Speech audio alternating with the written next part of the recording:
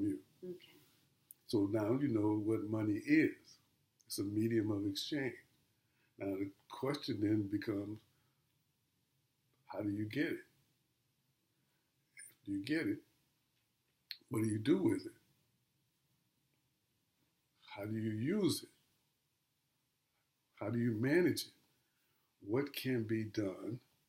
How do you use money? That's a story more as involved as the story of how money came into being. And so the thing that I'm talking about here is the thing that help you with an understanding of the nature of money and some beginning process for managing it. To start with, you have to have money. If you don't have no money, none of this will make any sense. And if you don't have continued access to getting it, none of this will work either. And in that particular case, I commend you, because I'd like to be in the situation where you don't have and don't need to use money. That would be the ideal situation to be in. Most freeing situation. Correct. But if you're not in that kind of a situation, or you're in one where you almost required to have and use money, then the thing that what works the best is to have a consciousness of money. So I call this money consciousness. Okay. That's this exercise. It's called money consciousness. We'll have it on tape. So you can look at it and then... You'll send it to me. Correct. And then you can go over it and pause it and see where you want to do stuff with it, right? Right. But it's called money consciousness. And consciousness in this case is an awareness of money. How do you become aware of money? Again, because of the way we operate here, people use it, but the only time that they really become aware of it is when they don't have it. Yeah. Say, oh, I don't have no money, but I want to do this. Oh, I want to do this, but I don't have no money. Oh, I'd like to get that, but I don't have. So then they become aware, but they're really aware that they don't have. And it's too late then to be aware of money, because that's the point at which money has no use to you because you don't have any. So money consciousness is to prevent that from happening, because that happens too frequently. It could happen really often, or it could happen not at all, depending on how you operate. There are 3 steps, 3 keys to the consciousness of money, to being aware of all of the time of the flow of money. The first key to money consciousness is to always have $1 on you. And I'll repeat that and go over what that means. The second key to money consciousness is to replace or change what the dollar is.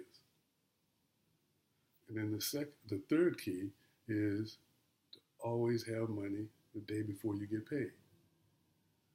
And so now those 3 keys, those are the 3 keys. And I could have just gone into them one at a time, but now you get them so that you have them in your mind what the 3 keys are.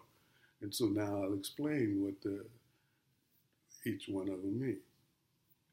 Always have $1 on you means $1 bill.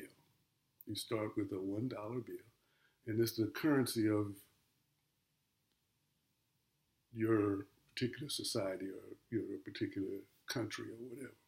So if I was in Europe, it would be the euro, or if I was in England, it would be the pound, or in Tanzania, it would be the shilling. But the key is that you always have $1 on you, and there's a key word in there, and that key word is always. If you always have $1 on you, you have to be aware of that.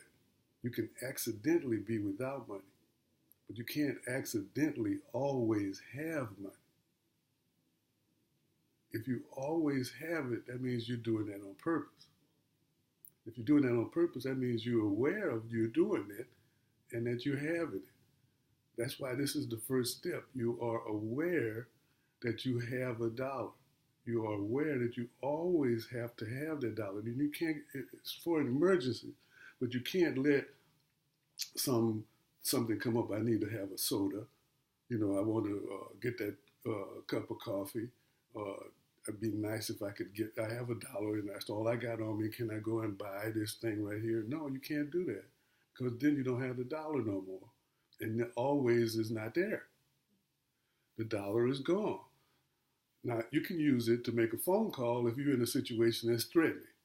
That's permissible because then you need the dollar to to stay alive. Staying alive is more important than having money. So, but it's got to be something that is extremely important in order for you to use the dollar. But you always got to be aware that you have that dollar on you.